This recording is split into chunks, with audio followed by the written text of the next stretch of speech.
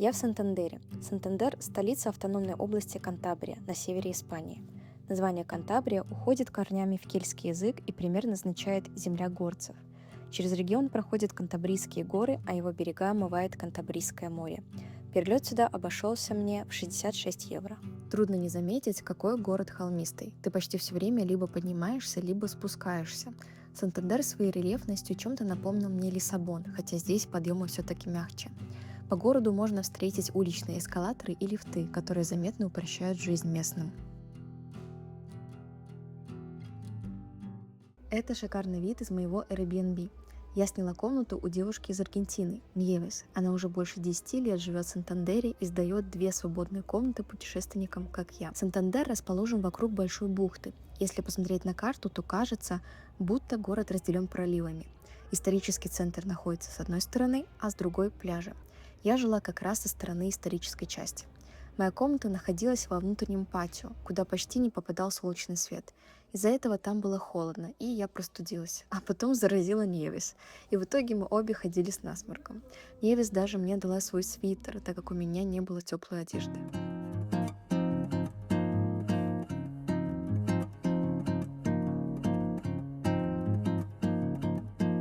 В этом влоге вы увидите больше природы, чем города. И честно, это не случайно.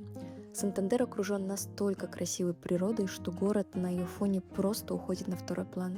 И для меня это типичный испанский город. А еще мне, если честно, было не так интересно снимать однотипное здание, куда больше цепляют виды вокруг. Так что дальше будет много воздуха, воды и природы. Хозяйка квартиры Ньевес уехала на выходные за город, и других соседей не было, так что все жилье оказалось полностью в моем распоряжении. И честно, было немного странно, когда абсолютно незнакомый человек просто так оставляет и доверяет тебе свой дом. Мои рассказы дальше могут быть немного хаотичными, потому что все это время я совмещала путешествия вместе с работой. У этого даже есть отдельное слово на английском – workation. Что-то вроде работы в путешествии. Сегодня у нас 28 сентября, воскресенье.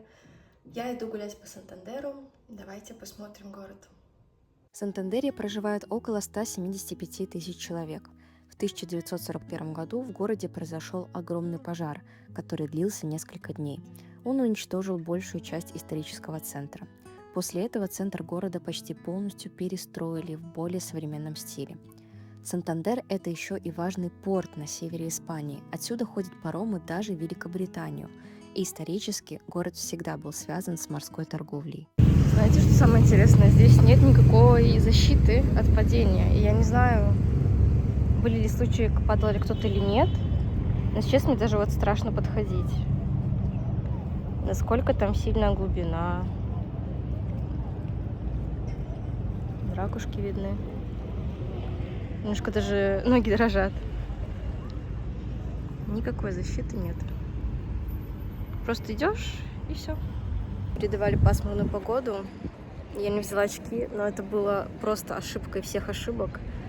Я иду, щурюсь, вообще невозможно смотреть. Даже сквозь облака пронизывается солнце, и без очков вообще очень тяжело.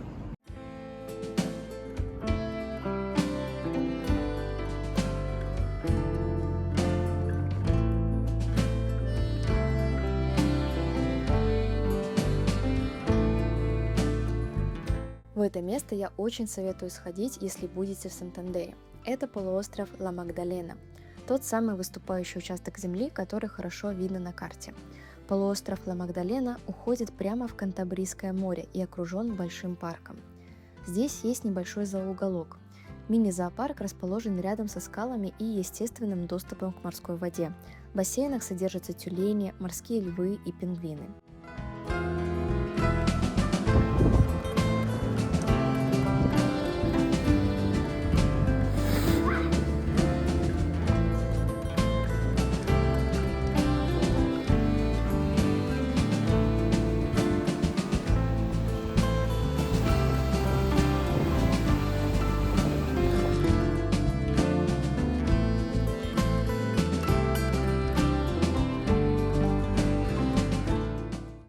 А это Палацио де ла Магдалена, или Дворец Магдалены, который был построен в начале 20 века. Это был подарок городу для испанской королевской семьи и использовался как летняя резиденция короля Альфонсо XIII. Летом сюда приезжала королевская семья. По сути, это был такой мини-Букингем у океана, только для отдыха.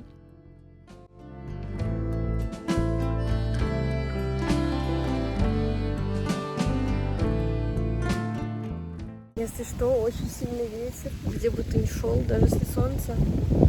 Вот видите, в каком состоянии мои волосы.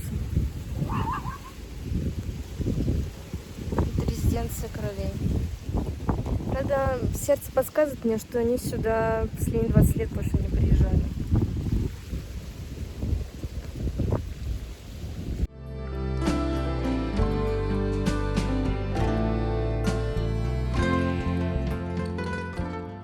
Я гуляла по этому парку, наблюдала за людьми и поймала себя на ощущении полного спокойствия. Как будто на время ушли лишние мысли и осталось просто тихое счастье.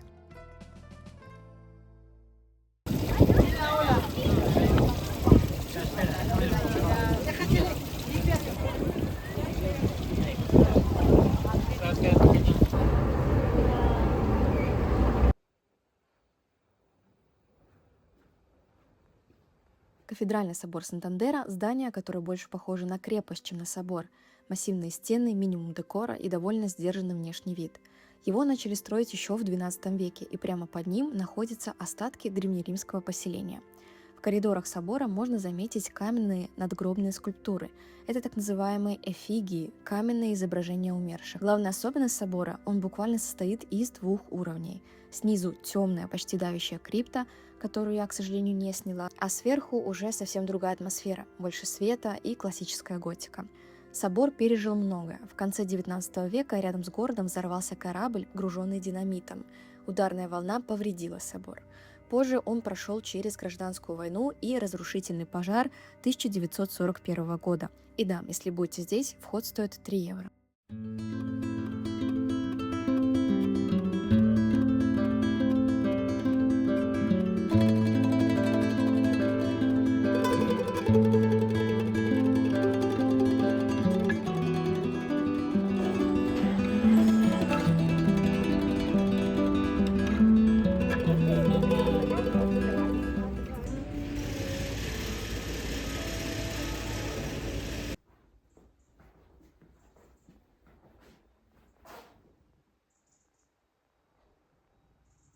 Центро Вотин – это современный культурный центр, открытый в 2017 году при поддержке Банко Сантандер. Автор проекта Ренцо Пьяно, и здание буквально парит над водой. На здании есть верхний уровень с видом на город и залив, куда можно подняться и посмотреть на Сантандер сверху. В одном из корпусов находится музей современного искусства. Здесь нет классической живописи в привычном смысле. Вместо этого временные выставки, инсталляции и экспериментальные работы современных художников. Честно говоря, современное искусство мне непонятно, поэтому я просто ловила атмосферу и вдохновлялась видами из этого здания. Вход в музей стоит 10 евро.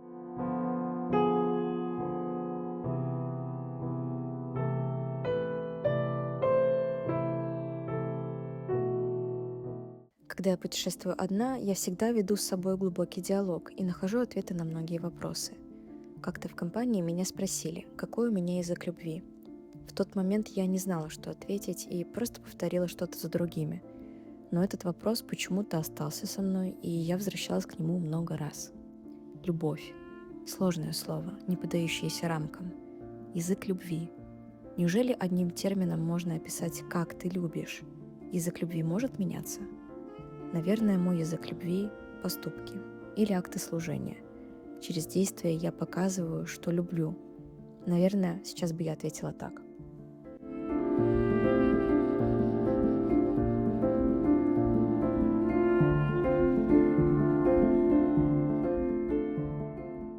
Еще одна странная вещь, которую я заметила в Сантандере. Карты работают не совсем одинаково. У меня, например, лучше всего показывали маршруты Apple Maps, а вот Google Maps иногда вообще странно себя вел. Например, показывал, что общественного транспорта будто бы нет, хотя он там был.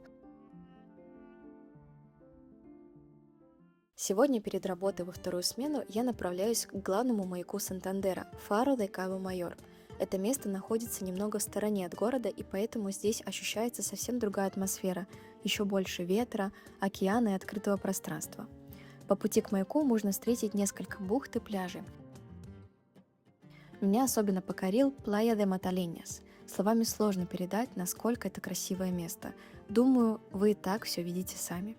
Мне очень хотелось спуститься туда, посидеть на пляже и даже искупаться, но, к сожалению, время поджимало, нужно было успеть на маяк. К тому же в те дни я заболела и еле могла говорить, не то что плавать.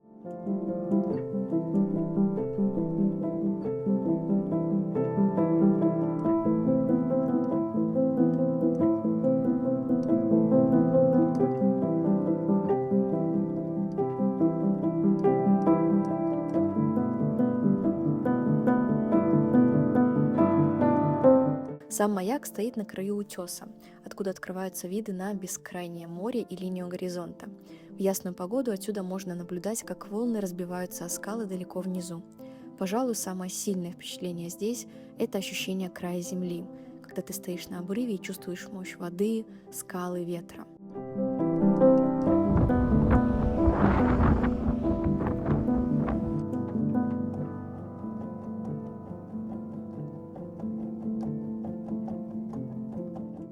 Внутри маяка находится небольшой культурный центр с выставками и арт-пространствами, посвященными морской тематике и самому маяку. Вход бесплатный.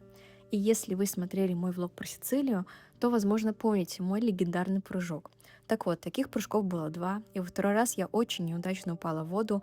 Слава богу, я отделалась только ушибом поясницы, но тогда, после долгих прогулок, мне приходилось постоянно останавливаться и отдыхать. Поясница восстанавливалась несколько месяцев. Так что, пожалуйста, не прыгайте с лодок в море. Я вот сейчас была на маяке, и хоть я болею, но тут так хорошо, отсюда вообще не хочется уходить. Вообще так.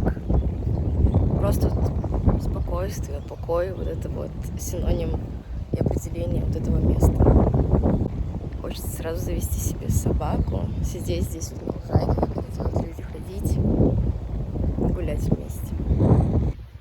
Я бы с удовольствием еще тут погуляла, но мне уже надо возвращаться, потому что мне нужно работать.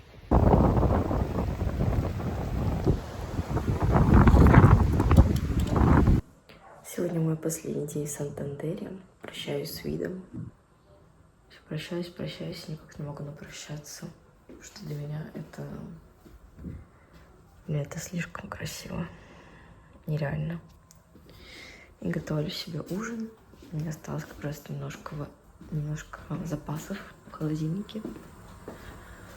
У меня будут макароны с тунцом. Почему я не выкладываю, что я ем? Потому что я ем какую-то дичь, какой-то мусор. И я уже 30 дней ем макароны с тунцом, потому что купила 3 банки тунца.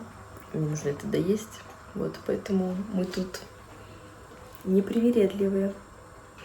Вообще, как бы я снимаю вот на YouTube, и понимаю, что не знаю, что это выйдет, потому что на самом деле у меня таких разговорных видео очень мало. Не знаю, насколько они зайдут, не зайдут тем, кто это посмотрит, моим друзьям. Вот, но если вам нравится смотреть то, что вы сейчас видите, напишите мне комментарий. Особенно если вы незнакомый для меня человек, вы это смотрите, и вам искренне это интересно смотреть, напишите мне комментарий, пожалуйста. Вот что у меня получилось, просто что-то несочетаемое. Макароны с тунцом, сыр, хамон, то, что оставалось. Газировка, потому что ее нужно допить. И вот такой вид.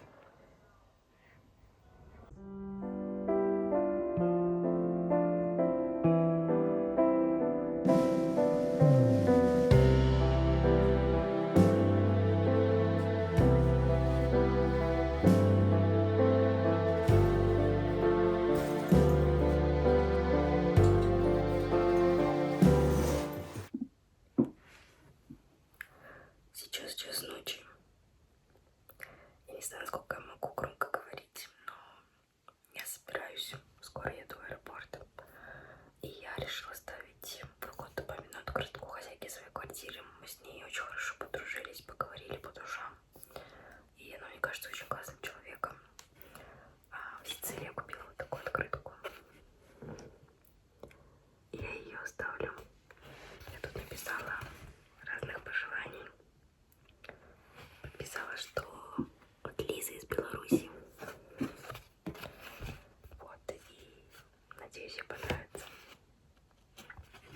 В аэропорт я добиралась на такси. В 4 утра это был единственный способ туда попасть. Поездка обошлась мне в 15 евро. Что меня удивило, наш рейс в 6:30 утра оказался первым, и аэропорт был закрыт. Все пассажиры сидели на улице и ждали, когда начнется регистрация. Там я познакомилась с парой из США и бабушкой из Аргентины, которая путешествует одна. Именно в такие моменты понимаешь, в поездках больше всего запоминаются не места, а люди, которых ты встречаешь.